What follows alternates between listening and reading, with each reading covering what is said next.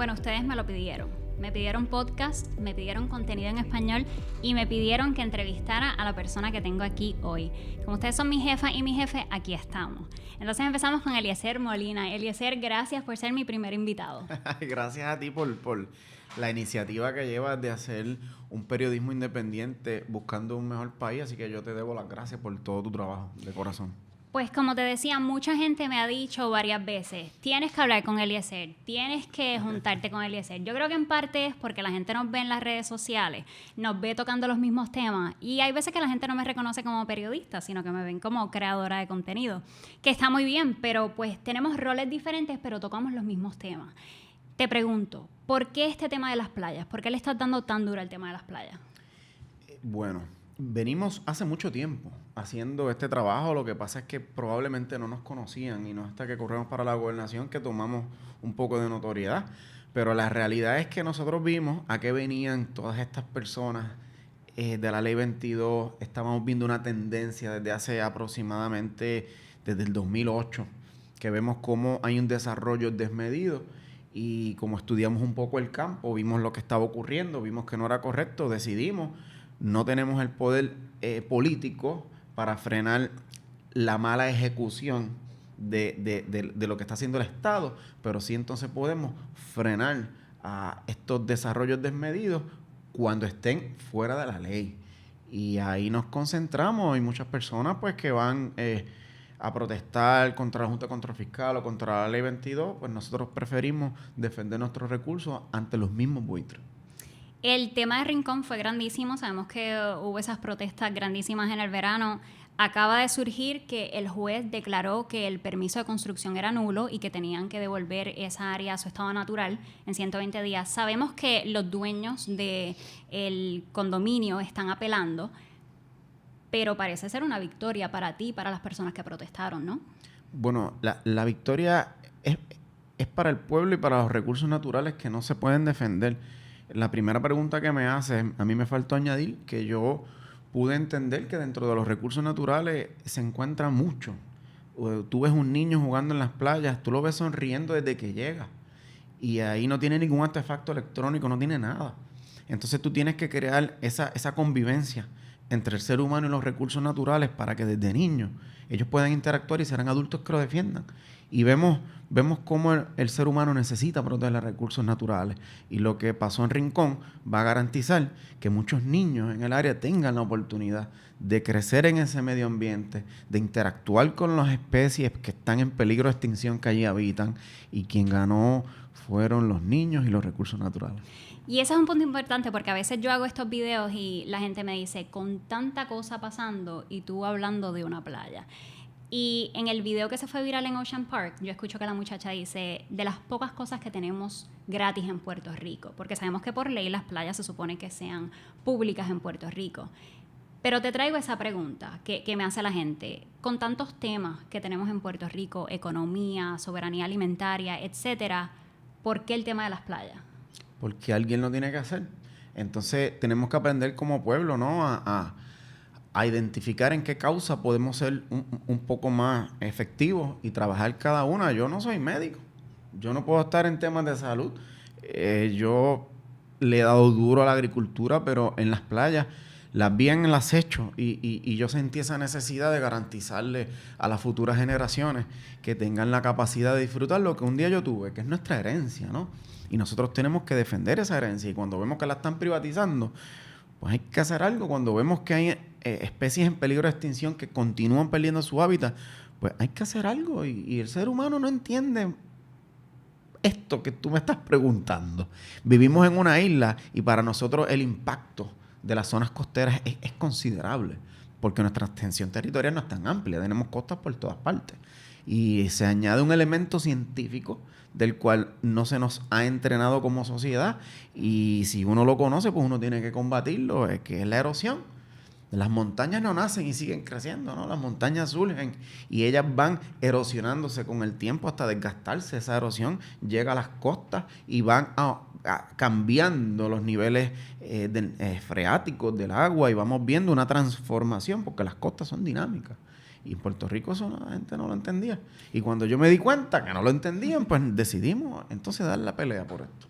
Es un tema complicado, te lo Sí. voy a decir. Yo acabo de hacer un reportaje y aprendí muchísimo, hablando con expertos, estudiándolo, haciendo la búsqueda. Entonces, se pone un poco técnico y mi reto como reportera es como simplificar eso para que la gente lo entienda, pero haciéndole justicia a los tecnicismos del tema. Entonces, vamos a lo que sucedió en Rincón. Aquí, no se me vayan, que aquí se escucha un poco aburrido, pero es importante. En el tema de Rincón, sucedió que se aprobó el cumplimiento ambiental por exclusión categórica. ¿Qué es una exclusión categórica? Eso lo que significa es que cuando se aprueba, ya para ese proyecto no hay que hacer un estudio a profundidad del impacto ambiental.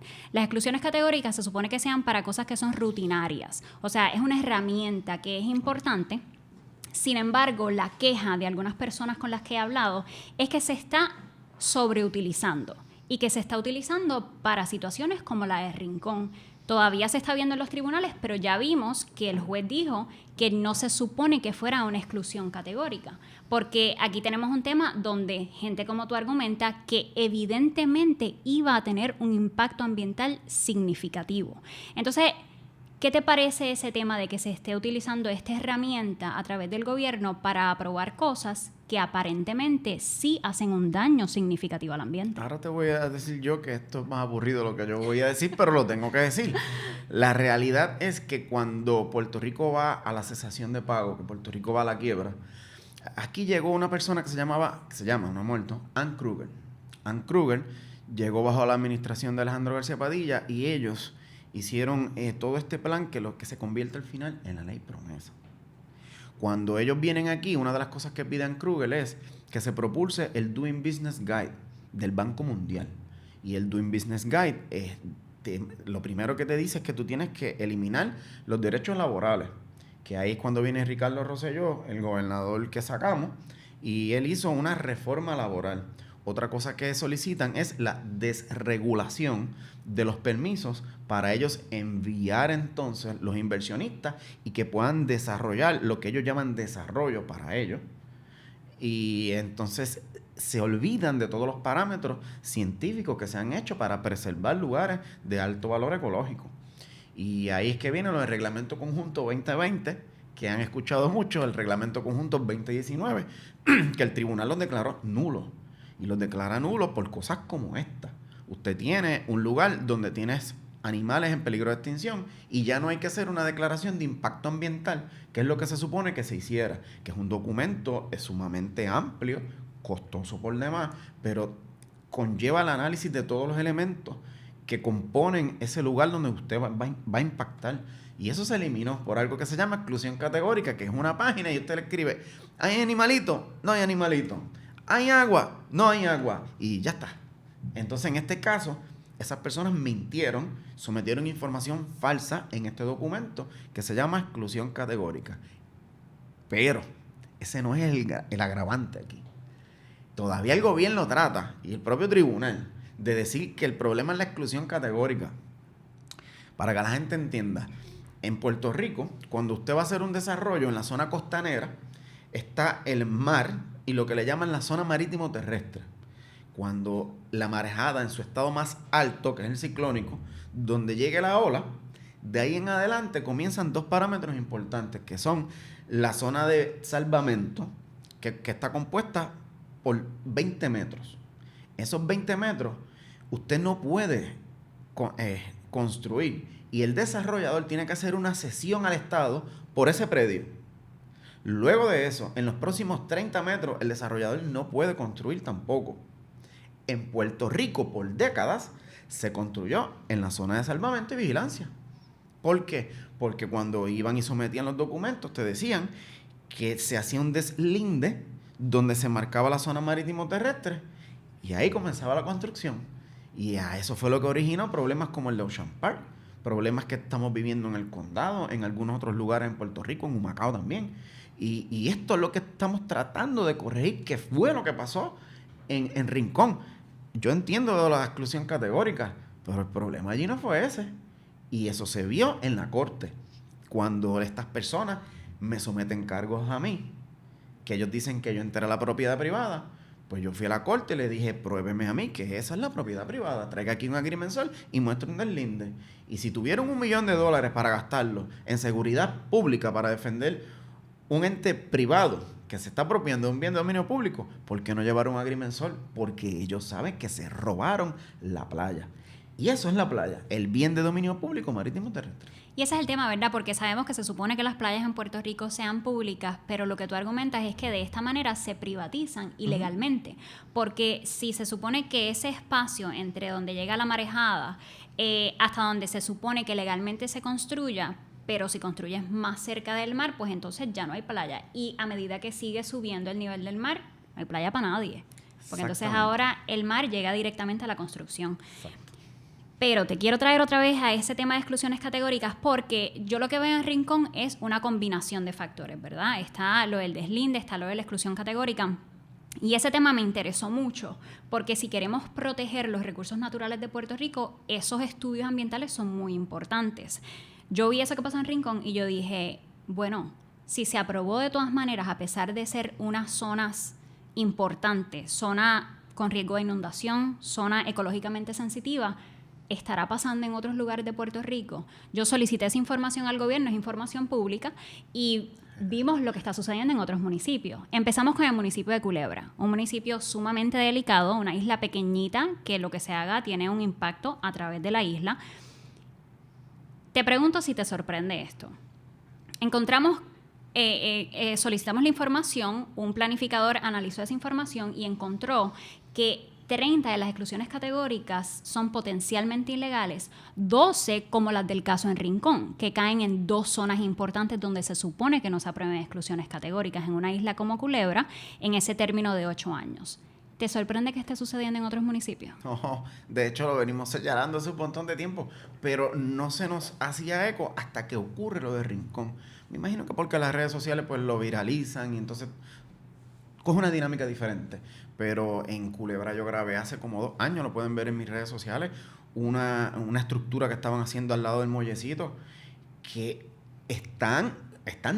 edificaron en un bien de dominio público marítimo terrestre. Ellos edificaron donde se hizo la piscina de Rincón, pues ellos hicieron lo mismo. Lo único que allí es una casa de lujo y yo quisiera saber cómo estas personas construyen en un lugar que es público, que no es de ellos, y generan capital, incluso hasta lo venden. Vayan a Dorado Beach.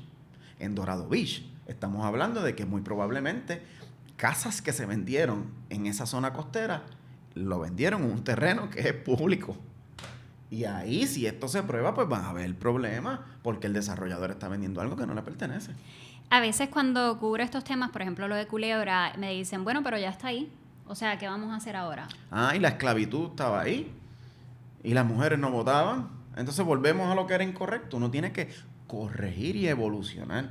Y lo que está mal hecho, uno tiene que enmendarlo. Que hay unas estructuras edificadas, no hay problema, ya eso está ahí. Pero en la eventualidad, usted no puede otorgar ni permiso, ni tan siquiera mejoras a esa estructura.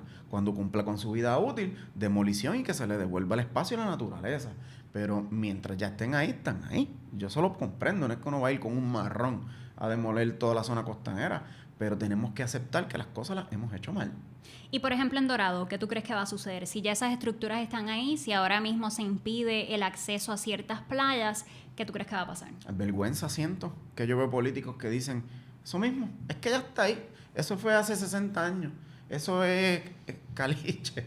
¿Sabes? Te dicen 4 cosas y mira, no, si estamos señalando que hay algo incorrecto, vamos a enmendarlo. Yo quisiera ver que los políticos ahí actúen, pero como ya sabemos que no lo van a hacer, nos ha tocado a nosotros, a los ciudadanos, tener que ingeniar, ¿verdad? Y utilizar ciertas medidas como los paris playeros que estamos haciendo para levantar bandera de que se nos está desplazando, de que se nos están robando los bienes de dominio público marítimo terrestre. Esa palabra es bien importante y los vamos a recuperar y si el gobierno no lo quiere hacer, nosotros lo vamos a hacer.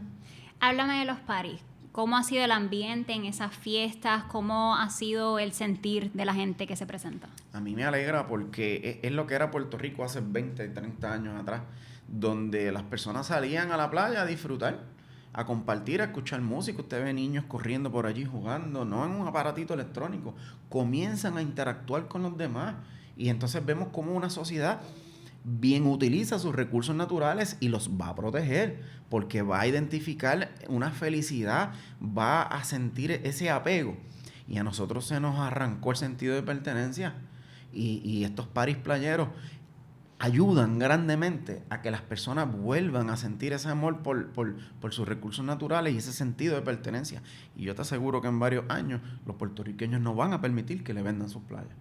Y ¿sabes lo que me sorprende? A medida que estuve haciendo este reportaje, que les voy a poner el enlace para que lo vean, que esto, básicamente lo que vi, que yo fui al party en Dorado, me doy cuenta que por décadas esa es la manera del boricua protestar y reclamar lo que es suyo. Y me llama la atención ver las mismas pancartas de las playas son nuestras. Lo mismo que estamos reclamando hoy hace 10 años. La lucha contra la Marina, porque la Marina estuvo en la playa Flamenco. Esto yo vine a enterarme hace poco. Que los culebrenses no podían ir a la playa Flamenco porque estaba la Marina ahí bombardeando y para allá no se podía pasar. Nos movieron para el pueblo.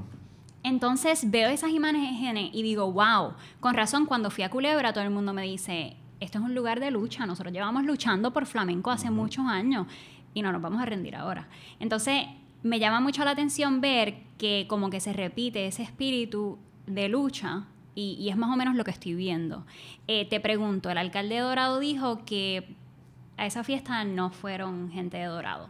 Que eso era gente de afuera queriendo montar revolú porque la gente de Dorado no tiene problema con lo que está pasando ahí. ¿Qué tú dices? El alcalde de Dorado es un acéfalo. Es una persona que es un ignorante. Y las playas son del pueblo, no son de Dorado, no son de él. Las playas son para el uso y disfrute de todo el mundo. El que quiera ir desde Arroyo, desde Guayama, desde Rincón a la playa de Dorado, va. Porque es un bien de dominio público, ni tan siquiera es de él.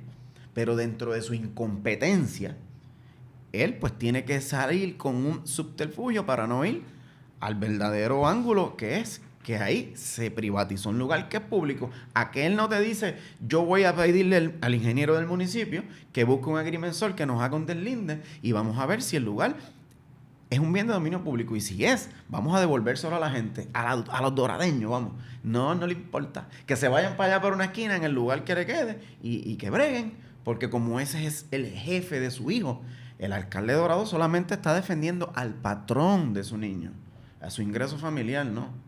Y eso es lo que a mí, vuelvo y te digo, es un acéfalo.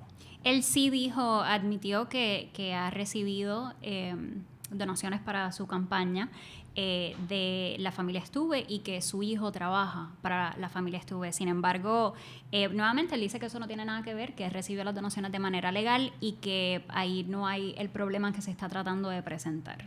Fíjate que mi problema con él no es que haya recibido dinero. A mí eso no me importa. Ni que el hijo trabaje allí. Es que se apropiaron de un bien de dominio público y él no tiene la capacidad de entenderlo. Lo cual me hace ver dos cosas. O es cómplice o es un incompetente. Y me parece más una combinación entre ambas.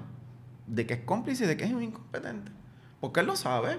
Él tiene que haber buscado algún asesor y decirle, mira, eso está en un bien de dominio público. Él sabe, ¿no? Pero que se lo crea a él. Yo me alegro que haya hablado. Para que la gente pueda entender que estos funcionarios no trabajan en función a su sociedad, trabajan en función a quien les pague a ellos el estilo de vida lujoso que llevan. Ese señor es uno.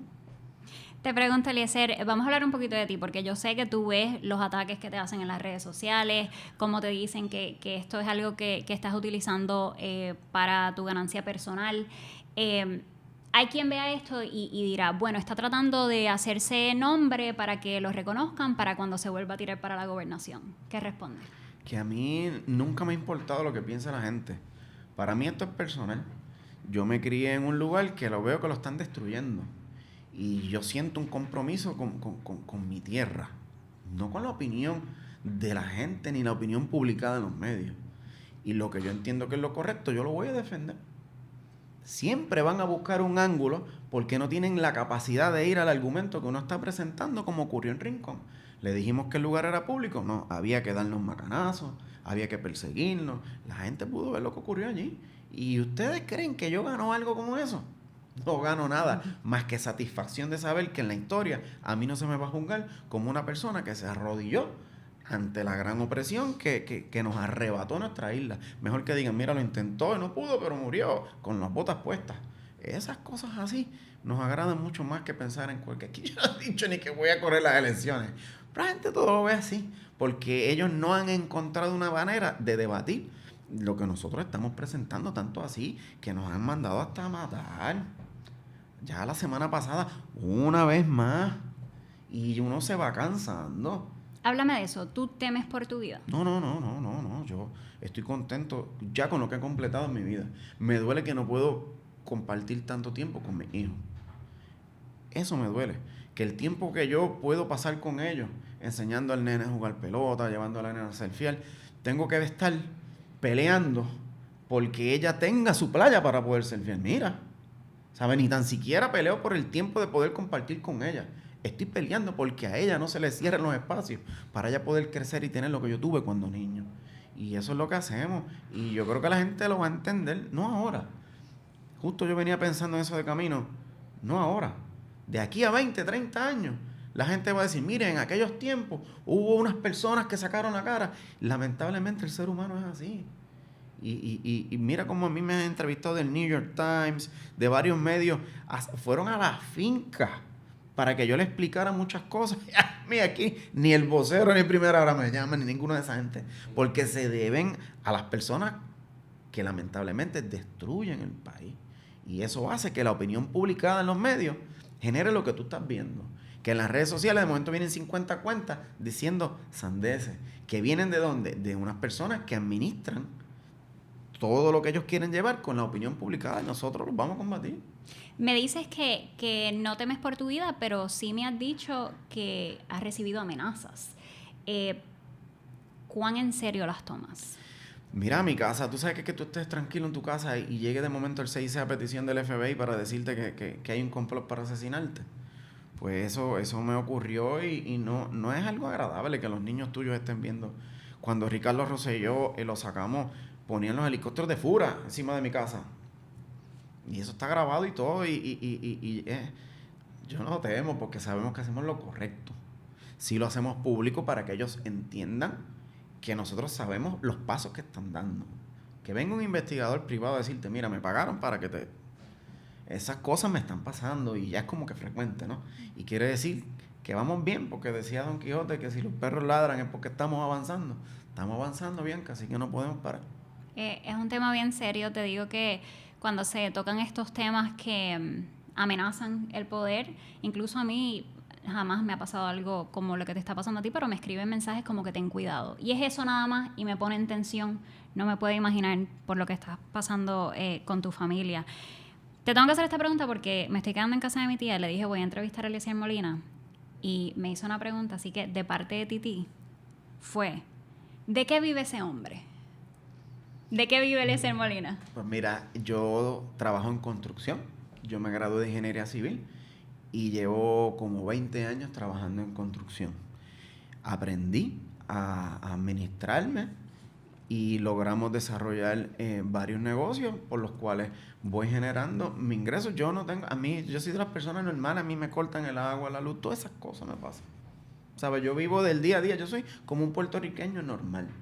Y me parece que la gente tiene que comenzar a entender que aunque tú no seas una persona acaudalada en términos monetarios, tú tienes la capacidad de representar a un país. Y yo creo que es más lo que se le ha vendido a las personas, que tiene que ser un millonario, llegar con un traje, con una corbata y decir, este viene de la familia tal o de la familia cual. Aquí ganó Ricardo Rosselló. ¿Qué había hecho en su vida ese normal?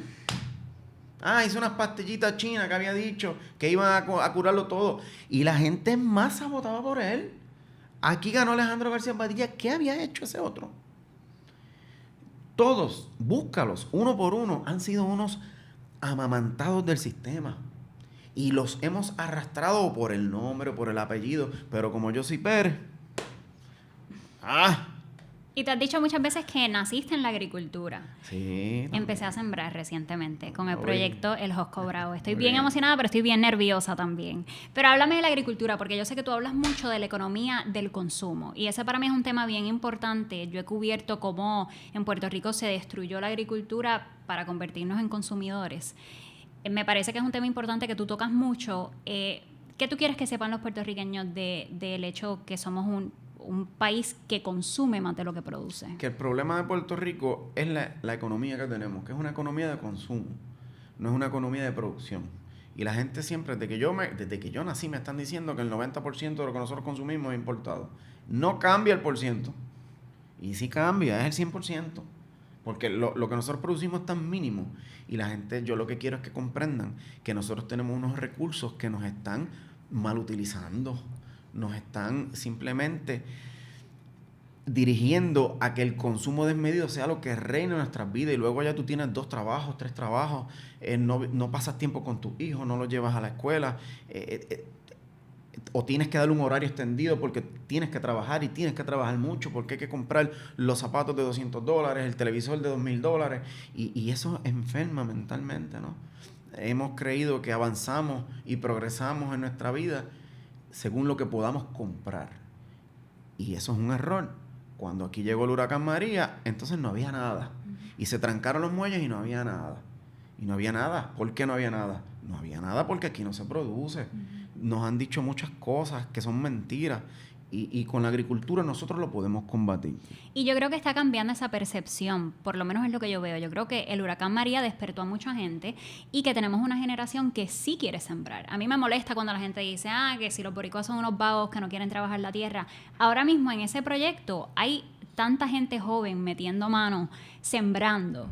Yo creo que verdaderamente sí hay una generación de puertorriqueños que ven la importancia y que lo quieren hacer. Es cuestión de darle las herramientas y remover los obstáculos. Los recursos han estado ahí. Lo que pasa es que si el Estado, mira esto, nosotros no somos mascotas.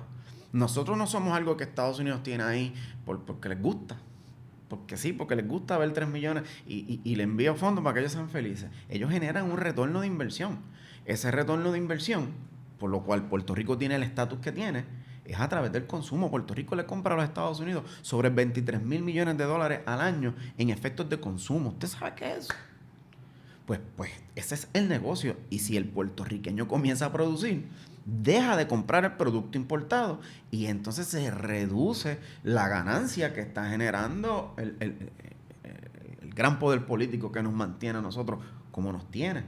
Y yo lo voy peleando, que si lo cambiamos hacemos un plebiscito, y yo me río, porque ¿usted cree que los Estados Unidos, el Congreso, va a hacer lo que diga la voluntad de los puertorriqueños? Dice lo que digan sus empresarios, y sus empresarios necesitan un paraíso fiscal que tenga una economía de consumo, y eso es lo que somos nosotros.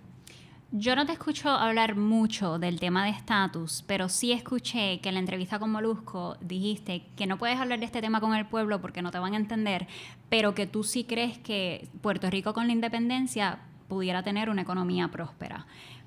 ¿Tú tratas de no tocar mucho ese tema de la independencia o del estatus de Puerto Rico? Lo que pasa es que las cosas se llevan paso a paso. Yo estoy tratando de descolonizar primero las mentes. Porque no importa el estatus que tengas, si tú tienes una sociedad, una civilización plenamente dependiente, que solamente consume y no produce, te lleva a quien te trajo, no importa el estatus que tú tengas. Entonces hay que primero programar a las personas a que ellos comiencen a sentirse que ellos son autosuficientes, que ellos pueden. Y cuando tú tengas una persona que tiene la capacidad de generar sus propios recursos, ya tú no vas a tener a alguien que el sistema lo pueda controlar, que es lo que ocurre hoy día. Y tenemos fanáticos que porque pues ellos me dan un trabajo o me mantienen o esto o lo otro, y cuando tú rompas con eso hablamos entonces de estatus, porque no va a pasar. Aquí no va a haber ningún cambio de estatus porque los puertorriqueños vayan a un plebiscito, ahí los tienen. Los puedes contar desde el 50 para acá. Y mira qué ha cambiado. Nada. Porque Puerto Rico continúa generando capital. Yo te hablé de los $23 mil millones que compramos en consumo de productos de los Estados Unidos. Pero a eso añade la fuga de capitales cuando tú restas el Producto Interno Bruto con el Producto Nacional Bruto. Ese capital que no necesariamente se genera en Puerto Rico, pero pasa por Puerto Rico, no paga contribuciones, es una fuga. Y el problema es que Puerto Rico, con el estatus que tiene, emite deuda pública utilizando el Producto Interno Bruto con un capital que no es nuestro. ni era un ingreso recurrente, ni es de nuestras empresas. Pues tenemos un problema económico gigante y es algo un poco complejo, que para uno tocarlo, pues necesitamos 7 podcasts de esto. No, y es el tema en el cual yo me he estado instruyendo. Te reconozco que son cosas que yo simplemente no conocía. Habiéndome educado en las escuelas de Puerto Rico, habiendo estudiado en los Estados Unidos, que no estudié en la Universidad de Puerto Rico, donde a veces yo creo que se da esas conversaciones y ese conocimiento, es ahora de vieja que yo estoy viendo estos temas y entendiendo el colonialismo que se ha dado por mucho tiempo en Puerto Rico. ¿A que siempre te dicen que los problemas son las leyes de cabotaje? Sí, ese es un tema que se Y trae yo te mucho. digo que no. El problema en Puerto Rico es la ley de comercio interestatal. Porque yo puedo decir, ok, yo necesito varilla, voy a llamar a Brasil, mira, necesito que me traigan un furgón de varilla, directo de Brasil. Y Brasil tiene la capacidad de traérmelo directo aquí, lo que no puede es parar en otros puertos, según la ley de cabotaje. Pero ¿qué pasa? Que yo no puedo enviar nada porque no produzco. Y el brasileño me va a decir, pues mira, yo te llevo el acero, pero me tengo que traer el furgón vacío. Así que te tengo que cobrar el flete y tu materia prima te sale más costosa. Pero si yo produzco, pues entonces hay una compensación porque hay un intercambio y la materia prima me llega en un valor diferente y yo puedo elaborar a un precio más barato. Pero como quiera, cuando yo llegue a la góndola, yo voy a tener que competir contra un producto importado que el gobierno no tiene la capacidad de proteger a su producto nacional porque violentaría las leyes de comercio interestatal. Y es lo que tú vas viendo que pasa en la industria pecuaria mucho. Por eso ves que nunca hay huevos, que no hay carne de pollo, que no hay carne de res, porque Estados Unidos es fuerte en la industria pecuaria y nos desplaza. Así que el problema son las leyes de comercio interestatal. Por eso nunca te lo van a decir. Y por eso siempre, Bianca, y yo quisiera que esto quede marcado, por eso en Puerto Rico tiene una cultura del resumen y no del plan de negocio. Tú desde niño, tú estás enseñando a las personas que tú estás educando a que sean empleados y que no sean empleadores. Y es un problema. Tú los ves chiquititos haciendo un resumen y tienen ya un préstamo estudiantil, se gradúan y tienen que pagar el préstamo. Son deudores y no han empezado a trabajar. Y yo creo que ahí es donde volvemos a este tema de la agricultura, donde se decía, mira cómo se están pudriendo los tomates, la gente no quiere trabajar. Pero es que hay una diferencia entre trabajar para una empresa bajo los términos de esa empresa o hacerlo por tu cuenta. Y lo que yo veo participando de este curso es que hay mucha gente que quiere sembrar, pero no lo quiere hacer para otro, sabiendo que no va a ser en el formato que ellos creen que es más beneficioso para ellos y también para sus comunidades y sus pueblos. ¿Tú crees que es más viable darle 1000 cuerdas de terreno a una persona para que trate de contratar muchas personas para trabajar, que coger 1000 cuerdas y regalarle una cuerda a cada persona y que cada persona trabaje su cuerda? ¿Qué tú crees que va a ser más efectivo? Ellos van a empezar a trabajar para sí mismos y las 1000 cuerdas van a producir versus lo otro, que entonces te van a venir con la necesidad de algún tipo de incentivo, créditos contributivos, importación de mano de obra, porque los salarios son a $5. Un salario de un agricultor federal, esto es el salario federal, son $5.25, $5.50. ¿Quién va a trabajar? ¿Saben? Tú no vas a trabajar 4 horas para ganarte $20. Eso no va a pasar. Yo te he escuchado hablar de la economía solidaria y yo soy periodista, pero tampoco soy tímida cuando se trata de hablar de las cosas que yo veo en Puerto Rico, y donde yo veo esperanza es en las comunidades autogestionadas en Puerto Rico. ¿Dónde tú ves esperanza en Puerto Rico? En el cooperativismo. Por ejemplo, en el problema de educación yo le dije a la gente, y en energía eléctrica, que lo que había era que hacer era una cooperativa. Y esa cooperativa tú se la entregas al capital humano, que son los que van a velar por los mejores intereses. Y luego solamente va a haber un pagador, que es el Estado, con el ente administrativo, que es la cooperativa. Y ellos pues van haciendo sus órdenes según la necesidad de lo que tengan. Eso aplica a todo, a las comunidades. ¿Quién se puede defender más que los propios afectados? Pues uno tiene que darle las herramientas a las comunidades y empoderar al capital humano. Nuestros maestros hoy día tuviesen mejor condición salarial si se hubiese hecho una cooperativa de maestros. Y ya tú no tienes que estar buscando suplidores, personas que le dan tutoría. Por favor, ahí es que se va el dinero. Y tenemos 3,000 y pico de millones de dólares que no dan. Y eso está mal. Yo veo la solución en el cooperativismo. Por ejemplo, en Vieques y Culebra. Si tú le entregas la administración de esas lanchas a una cooperativa que hagan de personas entre estas dos islas vecinas, ese problema no estuviese ocurriendo. Pero aquí piensan de otra forma, aquí piensan en el neoliberalismo y lo que desean es que fracase la institución pública para entregarle el servicio a la institución privada. Y eso cayó en la década negra del neoliberalismo de los 80, pero en Puerto Rico lo estamos viviendo ahora. Ese tema del cooperativismo me parece fascinante. Todavía estoy estudiándolo y entendiéndolo, pero está en mi lista de reportajes que quiero cubrir. Eliezer, muchísimas gracias por esta conversación. ¿Vas a correr a la gobernación? No, yo no estoy pensando en eso. Cuidado, me matan de camino. No, yo no estoy pensando en eso. La gente que apoyen lo que estamos haciendo, que lo hacemos simplemente para que puedan tener un mejor país y que después la historia no los juzgue, que los hijos no los miren a los ojos y le digan, nosotros perdimos nuestro país, ¿tú qué hiciste? A mí eso no me va a pasar y yo moriré con el orgullo de que por lo menos mis hijos tuvieron un ejemplo de lo que es luchar por su país, por su herencia, y eso es lo que vamos a hacer, enfocados en eso. Bueno, si te tiras, te voy a llamar otra vez para entrevistarte, hacerte las preguntas. Te avisaremos. Muchísimas gracias. Gracias a ustedes por ver el primer episodio de este podcast. No tiene ni nombre todavía, pero empezamos, eso es lo importante. Lo importante.